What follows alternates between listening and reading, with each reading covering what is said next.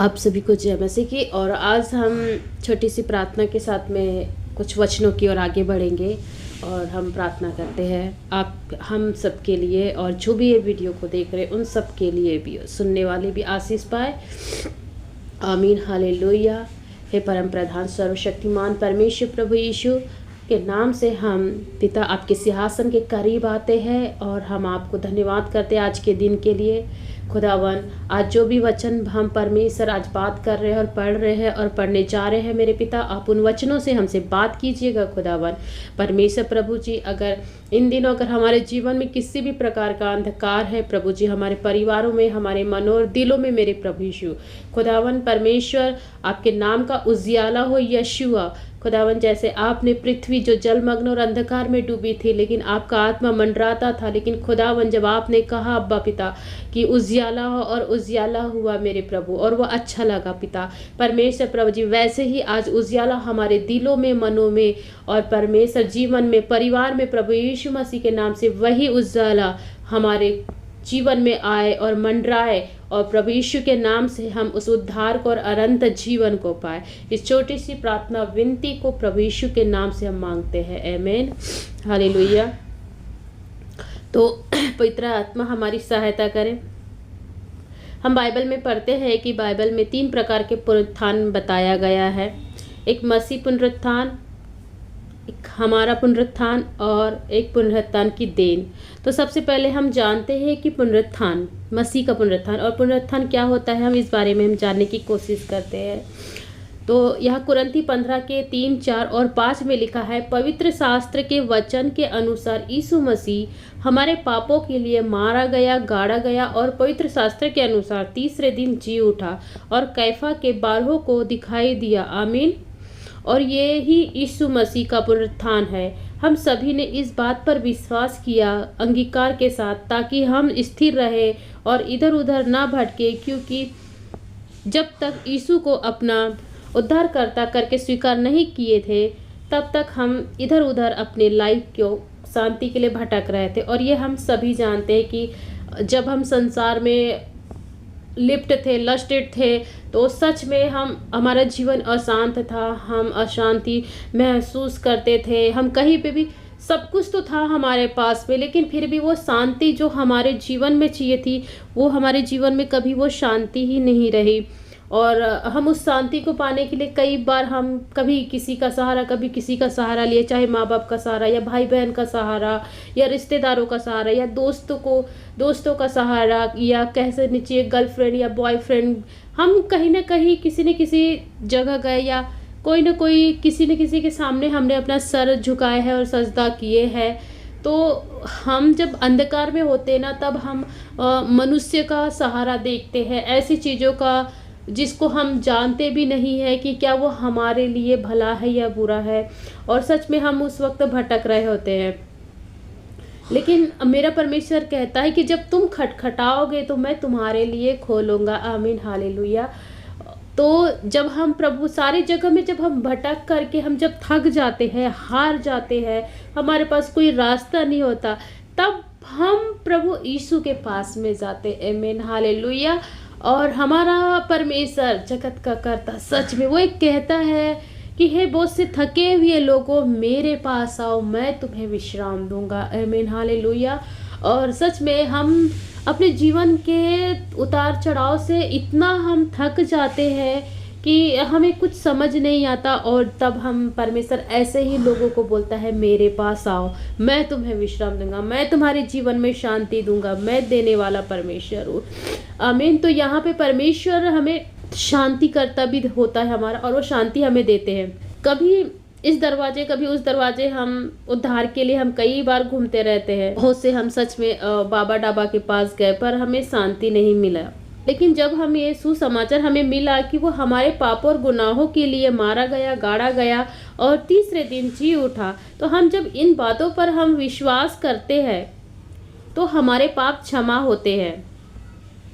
और यदि हम इन बातों पर विश्वास नहीं करते, तो हमारा सारा विश्वास जो हमने प्रार्थना के समय दिखाते हैं कि प्रभु हमारा, हम विश्वास करते कि आप मेरे लिए और मेरे परिवार के लिए आप मारे गए, गाड़े गए और तीसरे दिन जी उठे और ऐसा कर दिए, वैसा कर दिए, ये सब कुछ एक व्यर्थ रहता है। हमारा एक डायलॉग की तरह हो जाता है, एक घिसी पिटी लाइन होती है कि हाँ प्रभु आपने किए, लेकिन हमारा जो विश्वास जो होना चाहिए वो विश्वास हमारे अंदर होता नहीं है। हम एक सुनी हुई लाइन को हम बोलते हैं कि हाँ मैं विश्वास करता हूँ, तो ऐसा जीवन हमारा व्यर्थ का जीवन है।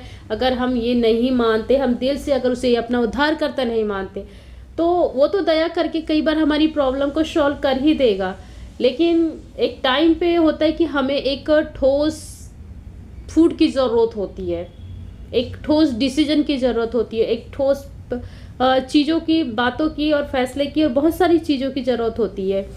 हालेलुया।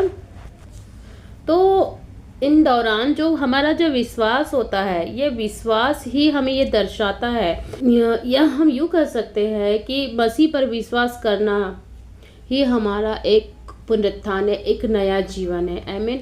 तो आज हम ये समझे हैं कि मसीह का पुनरुत्थान क्या, तो मसीह का पुनरुत्थान यही है कि जब हम ये विश्वास करते हैं कि प्रभु यीशु हमारे लिए मारे गए, गाड़े गए और तीसरे दिन जी उठे और हम उनको अपना उद्धारकर्ता मानते हैं, उसी दिन एक हमारा एक नया जीवन होता है। तो ये मसीह का पुनरुत्थान है। तो मसीह, आज हम फिर दूसरा पढ़ते हैं, दूसरा कि हमारा पुनरुत्थान। तो हमारा पुनरुत्थान कब होता है? तो अब हमारा पुनरुत्थान के बारे में हम जानने के लिए हम देखते हैं हमारा पुनरुत्थान से क्या आशय है कि पुनरुत्थान अर्थात मर कर फिर से जीवित होना, मर कर फिर से जीवित होना। ऐसे बहुत से हम यूट्यूब में, न्यूज़ चैनल में हम देखते हैं और सुनते हैं कि बहुत से कुछ लोग मर गए और जीवित हो उठे, और बट उसमें मरने की बात नहीं करते हैं। तो अक्सर हम प्रचार किया जाता है कि यीशु मेरे मरे हुआ में से जी उठा, लेकिन बहुत लोग यीशु को मरा हुआ नहीं मानते हैं।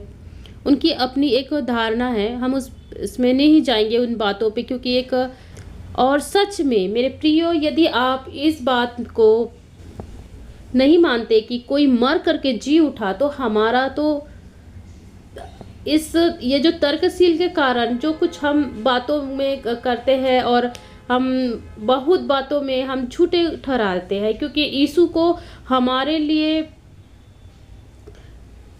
जी उठना नहीं मानते हैं, तो हमारी बातें, प्रचार और विश्वास और प्रार्थना सब कुछ व्यर्थ है।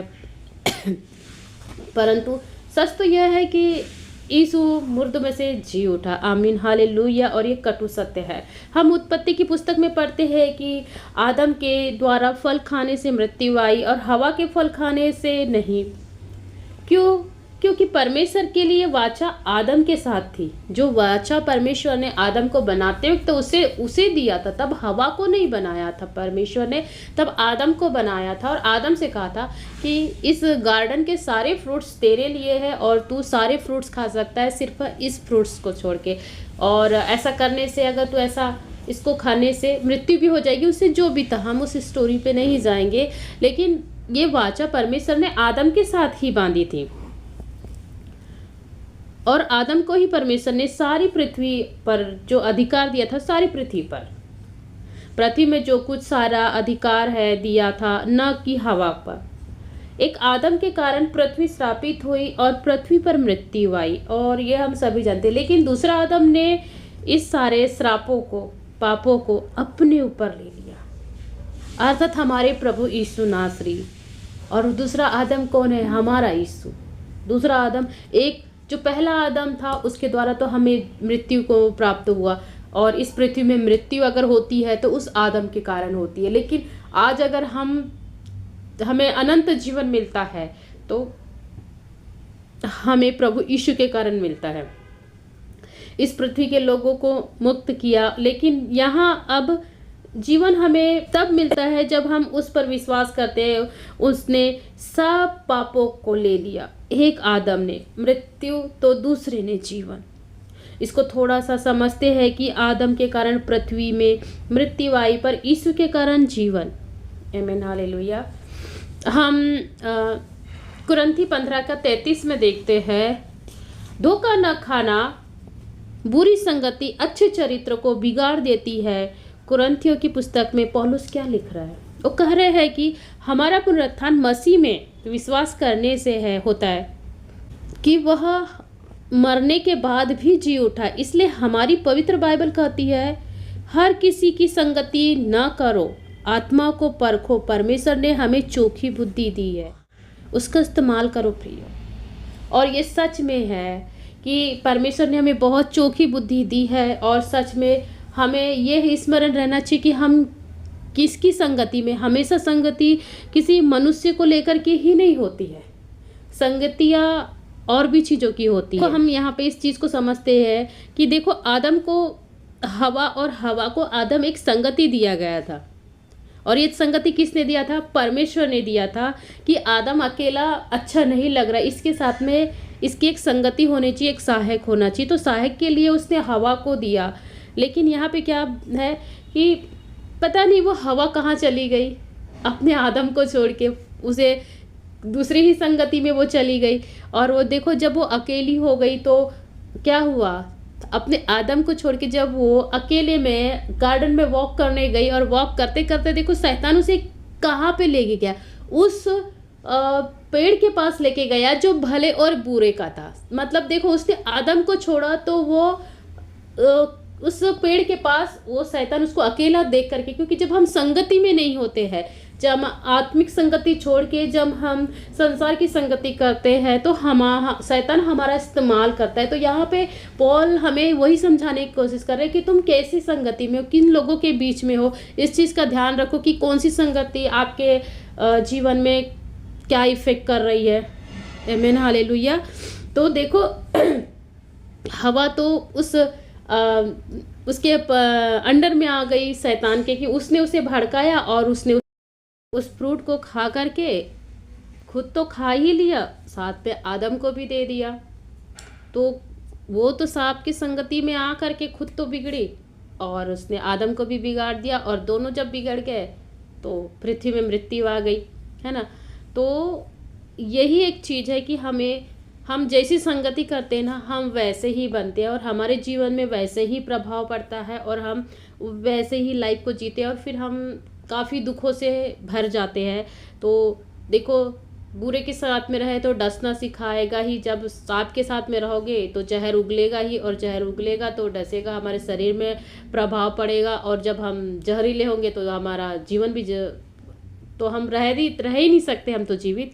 तो ये हमारा एक फॉर एग्जाम्पल है कि हम लाइफ में कैसे लोगों के साथ में रहते हैं और कैसा जीवन जीते हैं। और अगर हम बुरी संगति में रहते हैं तो सच में उस संगति से हम तो बिगड़ते ही है, लेकिन हमारे साथ में रहने वाले फैमिली के मेंबर्स, हमारे बच्चों में, हमारे हस्बैंड वाइफ में, और माँ बाप में बहुत असर पड़ता है। हम कैसे संगति, क्योंकि हम बाहर से जो सीख करके आते हैं संगति में, वही संगति हमारे दिमाग में असर करती है। अगर हम अच्छे लोगों के साथ में बैठते हैं, अच्छे विचार में हम सुनते हैं और करते हैं, तो हम वही चीज़, देखो जिसके पास में जो होता है वो वही देता है। और आपके अंदर अगर प्रेम से भरा हुआ जीवन है, एक आत्मिक जीवन है, तो आप वही चीज़ आप परिवार में बांटोगे, वही चीज़ आप अपने दोस्त भाइयों में बांटोगे। अगर आपका जीवन एक गाली गलौज और व्यभिचार से भरा है, और मतलब किसी प्रकार के और भी लस्ट में पड़ा है, तो आप वैसा ही जीवन आप के परिवार में भी आएगा, और होगा भी आपके परिवार में। तो आप उस चीज़ को, भले और बुरे को नहीं समझ पाएंगे कि ये क्या हमारे लिए सच में, हमें ये लगेगा इट्स कॉमन, कोई नहीं, इतना तो चलता है। तो ये जो चीज़ें हैं ना, यही चीज़ें हमें परमेश्वर बता रहे हैं कि हमें किस तरीके से जीवन जीना है। तो आई होप कि आप ये समझ पाए होंगे। और अब हमारे पास में है कि थर्ड हमारे पास है पुनरुत्थान की देह। तो अब इसके बारे में हम कुरिन्थी 15:36 में लिखा है कि हे निर्बुद्धियों, जो कुछ तू बोता है जब तक वह न मरे जिलाया नहीं जाता, और जो कुछ तू बोता है वह देह नहीं जो उत्पन्न होने वाली है, परंतु नीरा दाना है, चाहे गेहूं का चाहे अनाज का। परंतु परमेश्वर अपनी इच्छा के अनुसार उसको देह देता है, और हर एक बीज जो उसकी विशेष देह है। यहाँ पौलुस बोने को लेकर के बहुत गहरी बात कर रहे हैं। जो कुछ हम अपने जीवन में, अपने स्वभाव में डाल रहे हैं, यह एक बोना है। है ना, यह एक बोना है जो स्वभाव में डले, चाहे गुस्सा, प्यार, है ना, आप चिड़चिड़ा, जलन, ईर्ष्या, घमंड, प्रेम, आनंद, शांति, जो भी है, तो आप बो क्या रहे हैं, आप अच्छे फल बो रहे हैं या बुरे फल बो रहे हैं। तो अब वो अगर गलत स्वभाव है जो अपने अंदर डाला है, तो बुराई करना, झूठ बोलना, गाली देना, व्यभिचार करना, तो आप अपने लिए एक मृत्यु को इनवाइट कर रहे हैं। लेकिन आप एक नया जीवन चाहते हैं तो आपको अपने इस स्वभाव को त्याग करना होगा, अपने पुराने स्वभाव को मारना होगा, खुद का इनकार और खुद को उस इच्छाओं को, अपने उन भावनाओं को जो गलत है, जो शैतान की ओर से आती है, उनको क्रूस पर देना, या अपना क्रूस उठाना, उस बोझ को कि मुझे नहीं करना है, मैं आज मोबाइल नहीं देखना है, मुझे मोबाइल की ज़रूरत नहीं है, या आज मुझे झूठ नहीं बोलना है, या मुझे आज किसी के लिए बुरी बातें अपने मुंह से नहीं निकालनी है। तो इस चीज़ को मना कर देना जो एकदम लस्ट की तरह है, वो एक क्रूस उठाना होता है। जब हमारा स्वभाव जाता है ना, जब हमारा पुराना स्वभाव जाता है, तब ही एक नया जीवन पाते हैं, जिसे हम अब दूसरे शब्दों में पुनरुत्थान कहते हैं। यदि आप 1-2 साल से प्रभु में आए हो तो कोई बात नहीं, लेकिन आप 5 साल से है ऊपर हो गया, तो प्रभु में विश्वास में आपने पिता, पुत्र, पवित्र आत्मा के नाम से बपतिस्मा ले लिया, पर आज भी आपके अंदर में क्रोध, लोगों का दिल दुखाते, अपनी बातों से बुराई करते, बैर करते, भेदभाव, जलन, ईर्ष्या रखते हैं, तो ये दुख की बात है। आपको जब तक नया जीवन नहीं पाए, आप बपतिस्मा लेकर अपने यीशु को धारण करके हर दिन उसे अपने पुराने स्वभाव से क्रूस पर चढ़ाते हैं। और इस चीज़ का आप स्मरण रखें कि जब आपने बपतिस्मा ले लिए हैं तो आप उस स्वभाव को नहीं अपने अंदर रख सकते। हम उस पुराने स्वभाव को नहीं रख सकते। अगर हम बपतिस्मा लेने के बाद में भी अगर हमारा स्वभाव पुराना स्वभाव की तरह है, तो सच में उस टाइम पे क्रूस में चढ़ने पर यीशु को उतनी तकलीफ नहीं हुई होगी जितनी तकलीफ आज हमारे स्वभाव से यीशु को होती है।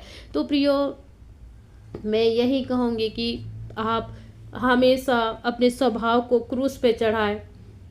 इसे जानबूझ करके नहीं करना है। अगर आप जानबूझ करके करते हैं तो ये बहुत बड़ा पाप है। हमारा परमेश्वर कहता है कि जानबूझकर किए गए पापों की क्षमा नहीं है। पौलुस लिखता है, हम अपनी माँ के गर्भ में हमारा शरीर और नाशवान दशा में बोया जाता है और अनादर के साथ में बोया जाता है, तेज के साथ और अविनाशी रूप में जी उठता है। हम निर्बलता के साथ बोया जाता है और सामर्थ्य के साथ जी उठता है। जब तक स्त्री और पुरुष का मेल होता है और वो क्षण बहुत सारी निर्बलताओं को प्रकट करता है। लेकिन जो बीज जब स्त्री के गर्भ में से मेल मिलाप होता है, स्त्री और पुरुष के मेल मिलाप से होता है, तो एक सामर्थ्य जो परमेश्वर की ओर से जो बीज डाला जाता है, एक ज्योति। तो साइंटिस्ट ने भी रिसर्च किया है, फॉरेन के, मैं पर्टिकुलर नाम नहीं जानती, और जब उन्होंने रिसर्च किया तो पाया कि जब स्त्री का गर्भ धारण करती है तब परमेश्वर के एक अद्भुत सामर्थ्य स्त्री के गर्भ में जाती है और वो सच में जीवन देता है प्रियो। तो यहाँ पे हम पढ़ते हैं 1 कुरिन्थियों का 15 का 45 to 49। आमीन, हालेलुया। इस पृथ्वी का प्रथम मनुष्य आदम है जो बचपन नहीं देखा और डायरेक्ट बड़ा जीवित बनाया गया। और ये सच में हम सभी जानते हैं कि आदम डायरेक्ट बड़ा बनाया गया, उसने बचपना नहीं देखा। और प्रथम आदम के द्वारा हम मृत्यु को देखते हैं और अंतिम आदम हम यीशु को मानते हैं जो अनंत जीवन को देता है।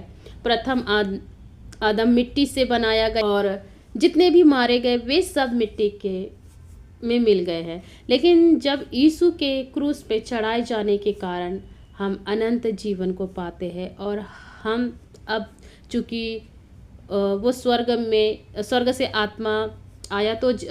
से आया तो जीवित ही स्वर्ग उठा लिया गया, लेकिन जो मिट्टी से बनाया गया वो मिट्टी में ही मिल गया। लेकिन अब हम अविनाशी दशा में उठा लिए जाएंगे, जो हमें ढूंढते हैं, लेकिन पहले जो नासवान में है वो उठाए जाएंगे।